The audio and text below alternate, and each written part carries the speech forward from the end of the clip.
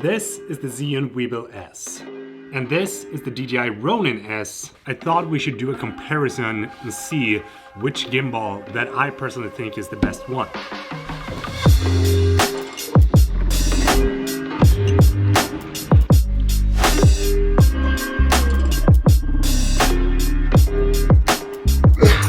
I've been getting a lot of questions on why I'm shooting my time lapses in video mode, and the reason is because I want to play it back in real time first and then speed it up in post.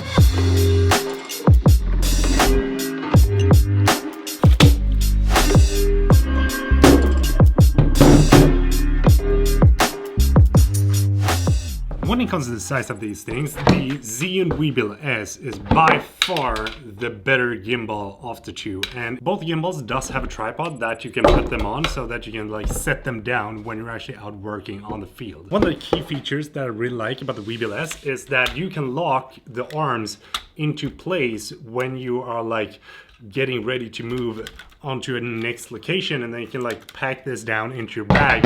And that is something that the DJI Ronin is missing, so the arms is just flying around like this because you can't lock them into place, which is actually something that I think would have been better if they did to begin with.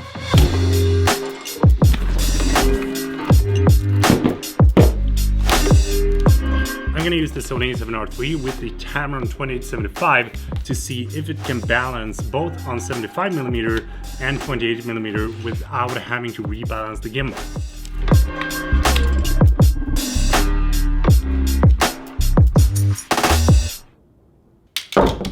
Let's balance the Ronin S.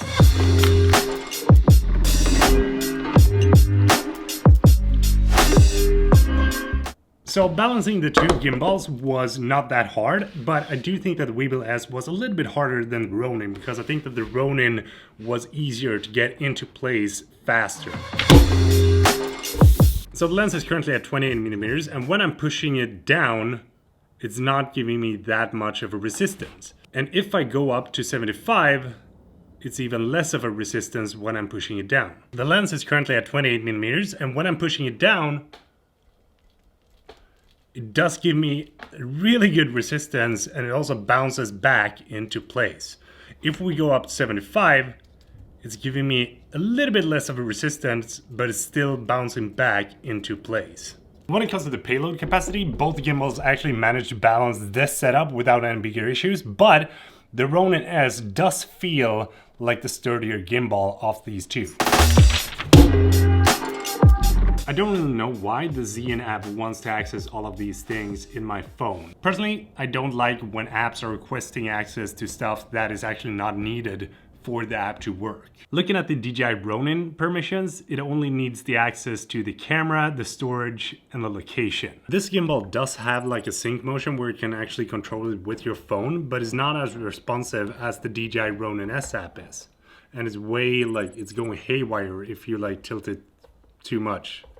The delay of this app is not even close to the Weebill S, and there's basically no lag at all. And that's what I really like about the Ronin S, because it's basically like a workhorse when you compare the two side by side. And I also think that the overall usability of the app is not as good as the Ronin, and something that I do miss is the auto calibration that you can do with the Ronin. The reason that I like the auto tune function is because then you can auto tune the motors of your gimbal to make sure that it's like perfectly balanced for those really hard situations. My impression is that this app is way more thought through, and if you compare the two side by side, then this user interface is way better than the Zhiyun app.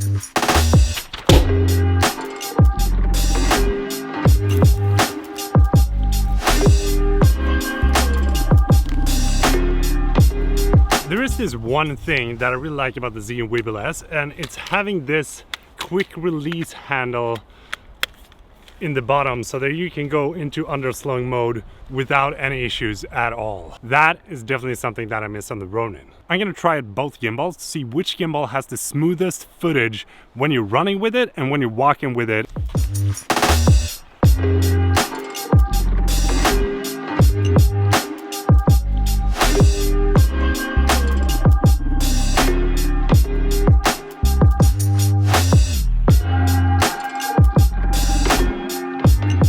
overall, it does feel like both gimbals are performing really, really good, but I do think that the DJI Ronin is a little bit more responsive than the Weebill S. But that might be because I'm more used to actually using the DJI Ronin than the Weebill S.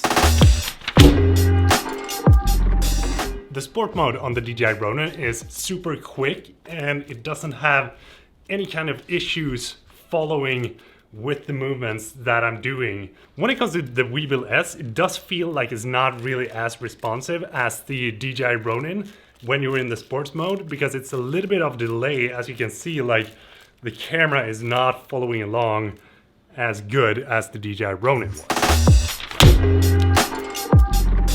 The DJI Ronin S is currently $549 on Amazon, and the Weebill S is currently $439 on Amazon. So it's basically like $100 difference. And the Ronin was released in 2018 during the summer, and the Weebill S was released in 2019. I think it was somewhere around like October, November. Even though the Weebill S is the newer gimbal, I don't think it feels like it's a newer gimbal when you compare the two side by side.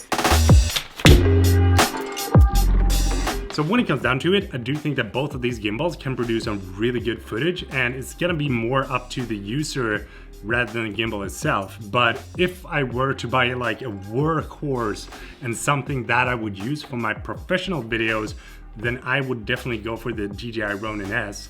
And if I wanted to have something that is gonna be more like travel friendly, something that I wanna bring along on trips and in my bag most of the time, then I'd probably go for the Zhiyun Weebill S.